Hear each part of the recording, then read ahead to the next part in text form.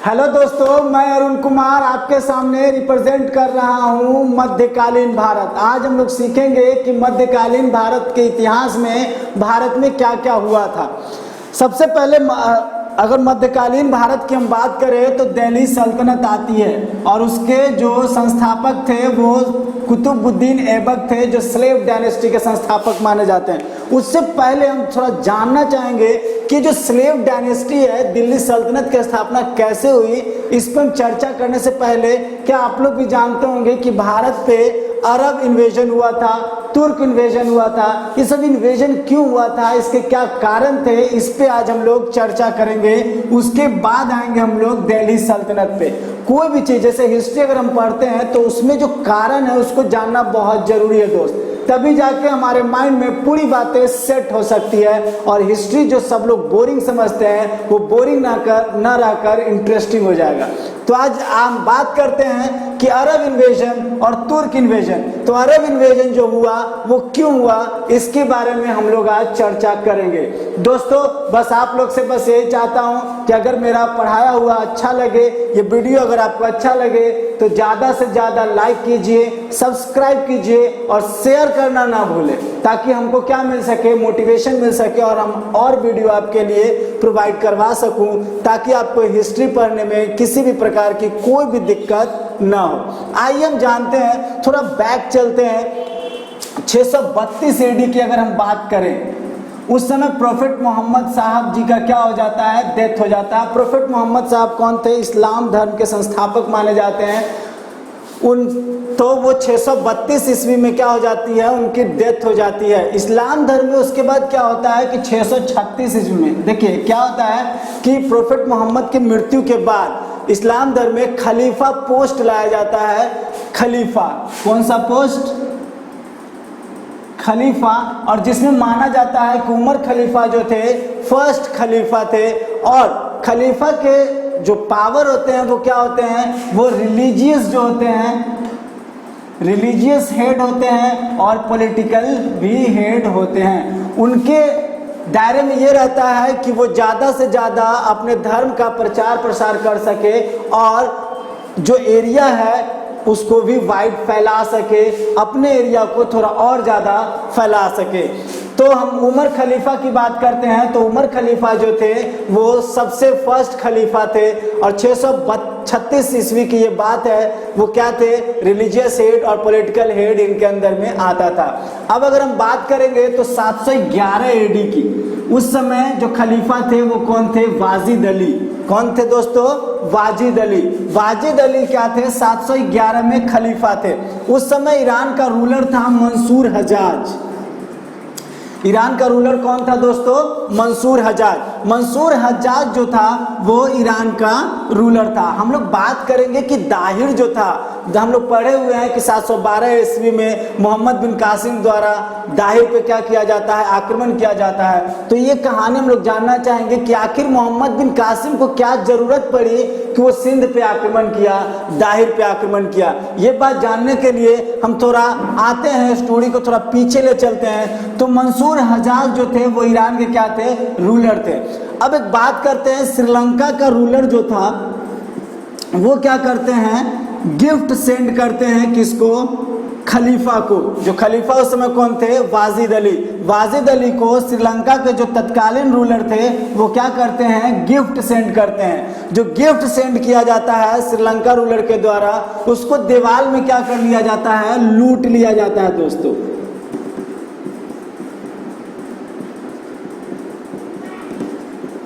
हम आपको पहले ही बता चुके हैं कि वाजिद अली क्या थे, खलीफा थे। और खलीफा जो थे इस्लाम धर्म में माना जाता है कि वो रिलीजियस हेड और पॉलिटिकल हेड दोनों थे।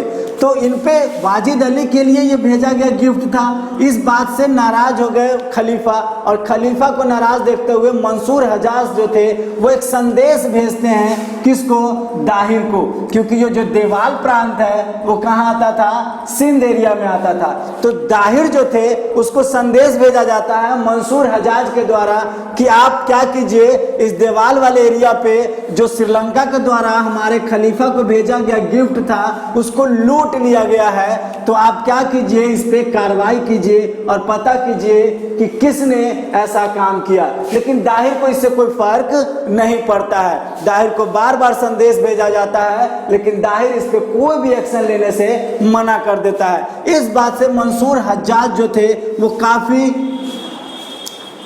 काफी आक्रोश में आ गए और इन्होंने अपना एक गवर्नर जो था मोहम्मद बिन कासिम, क्या करते हैं, मोहम्मद बिन कासिम को अपना सेनापति या कहें कि गवर्नर घोषित करके इसको बोला जाता है कि आप जाओ और दीवार पे क्या कर दो, आक्रमण कर दो।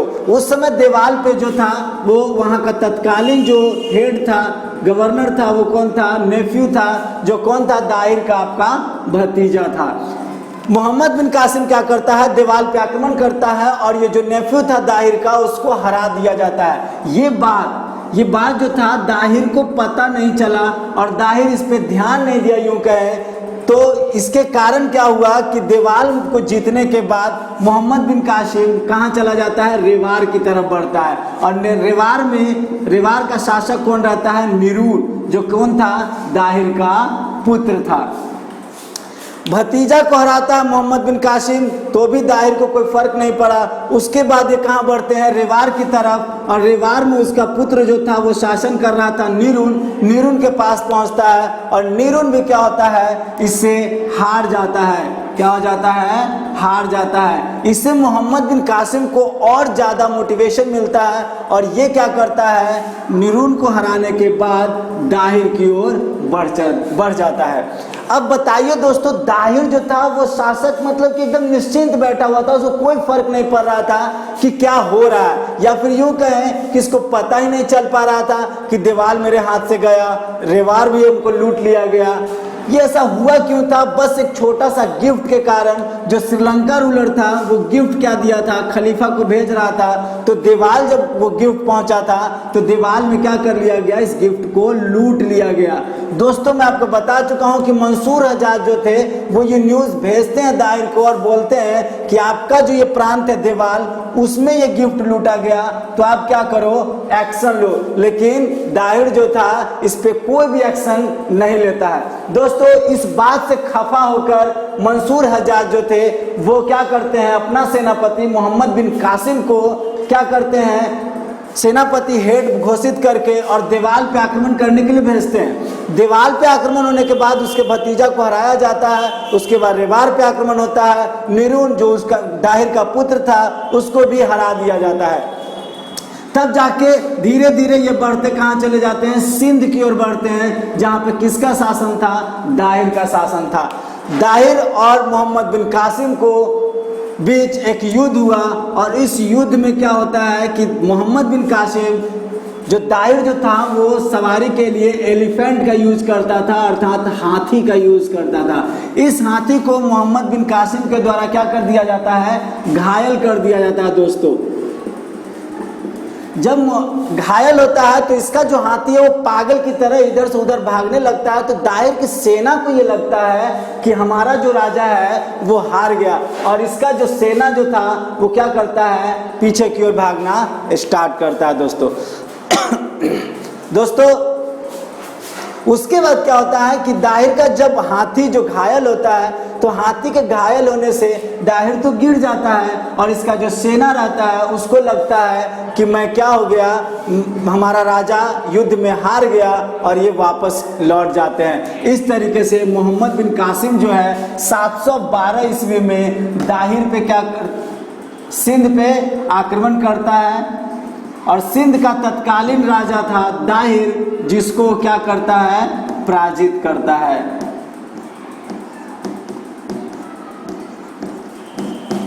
इस तरीके से जो अफगानी जो थे अरब जो थे वो क्या करते हैं, प्रथम आक्रमण होता है सिंध प्रांत पे। हम अभी जो दिल्ली सल्तनत के बारे में लोग स्टार्ट करने से पहले ऐसा इसलिए इन्वायरमेंट बनाया गया ताकि आपको इंटरेस्ट आए कि जो स्लेव डायनेस्टी की स्थापना कैसे हुई थी। तो सबसे पहले भारत पर अगर बोलेंगे कि अरब आक्रमण किसके द्वारा किया गया था तो मोहम्मद बिन कासिम के द्वारा किया गया था। ये सवाल बराबर पूछा जाता है और देखने को मिलता है कि मोहम्मद बिन कासिम सबसे पहले भारत पे कब आक्रमण किया था, तो 712 एडी में किया था। कब किया था दोस्तों? 712 एडी में। और जो मोहम्मद बिन कासिम था वो कहाँ पे आक्रमण किया था, तो सिंध प्रांत पे किया था। और सिंध प्रांत का जो तत्कालीन जो राजा थे उनका नाम क्या था दोस्तों? दाहिर था। और दाहिर को ये क्या करते हैं? पराजित कर देते हैं। मोहम्मद बिन कासिम का मेन जो था वो क्यों आक्रमण करने के लिए आया था, तो यही जो गिफ्ट वाला मामला था उसके कारण ये आक्रमण करता है। अब दाहिर की 2 पुत्री रहती है दोस्तों, इसको क्या करता है मोहम्मद बिन कासिम यहाँ से ले जाता है और खलीफा को क्या करता है? गिफ्ट करता है। दाहिर की जो दोनों पुत्री रहती है उनको मोहम्मद बिन कासिम के द्वारा सिंध प्रांत से लेकर आकर और खलीफा को खुश करने के लिए क्या किया जाता है? ये दोनों दाहिर के दोनों पुत्रियों को यहाँ पे गिफ्ट किया जाता है। दोस्तों यहाँ पे थोड़ा और इंटरेस्टिंग बात यह है कि जो दाहिर की जो पुत्री थी वो काफ़ी इंटेलिजेंट थे। वो जानते थे कि मोहम्मद बिन कासिम से अगर हम कुछ बोलते हैं तो ये हमको क्या कर सकता है? मार डाल सकता है। इसलिए चुपचाप कहाँ आ जाती है? वाजिद अली जो खलीफा रहते हैं उनके पास पहुँच जाते हैं। अब ये जो पुत्री दोनों थी वो वाजिद अली को बोलती है कि हमारे साथ रास्ते में मोहम्मद बिन कासिम जो था वो दुर्व्यवहार करता है। ये पता रहता है कि खलीफा जो है ये बात बर्दाश्त नहीं करेगा। इसलिए जो दाहिर की जो पुत्री थी वो बदला लेने के लिए वाजिद अली को ये झूठा खबर देती है कि मोहम्मद बिन कासिम जो है हमारे साथ दुर्व्यवहार किया था। इस बात से वाजिद अली जो था, खलीफा जो थे, वो क्या हो जाते हैं? गुस्सा हो जाते हैं और मोहम्मद बिन कासिम को क्या करते हैं? मरवा दिया जाता है। इस तरीके से दिमाग लगाकर वाजिद अली के द्वारा मोहम्मद बिन कासिम को दाहिर की पुत्री क्या करती है? मरवा देती है। मोहम्मद बिन कासिम तो मर जाता है। उसके बाद ये जो पुत्री थी ये जानती थी कि अब मेरे ऊपर भी अत्याचार होगा। ये अपने स्वाभिमान को बचाने के लिए फिर से ये पुत्री जो थी दाहिर की वो वाजिद अली को बोलती है कि मैंने जो भी आपसे कहा था वो एक झूठ था। इस बात से नाराज होकर वाजिद अली जो था वो गुस्सा हो जाता है और इस दोनों पुत्री को भी, जो दाहिर की पुत्री थी उसको भी क्या करवा देता है? मरवा दिया जाता है। चूंकि ये स्वाभिमानी लड़की थी, इसको पता था कि इसके साथ गलत होगा, इसलिए फिर से ये न्यूज़ देती है कि हमने जो भी आपको मोहम्मद बिन कासिम के बारे में बताई वो क्या था? एक झूठ था और कुछ भी नहीं था। ऐसा कुछ भी हमारे साथ मोहम्मद बिन कासिम नहीं किया था। इस बात से गुस्सा होकर वाजिद अली क्या करता है? दाहिर की दोनों पुत्रियों को मरवा देता है। इस तरीके से ये पूरा जो था फर्स्ट इन्वेजन इन इंडिया अरब के द्वारा था। दोस्तों अगले वीडियो में हम आपसे मिलेंगे और बताएंगे कि कैसे मोहम्मद गजनी जो था वो गजनी से आता है और भारत पे 17 बार आक्रमण करता है। उसके बाद कैसे मोहम्मद गौरी आता है और मोहम्मद गौरी का ही स्लेव रहता है कौन?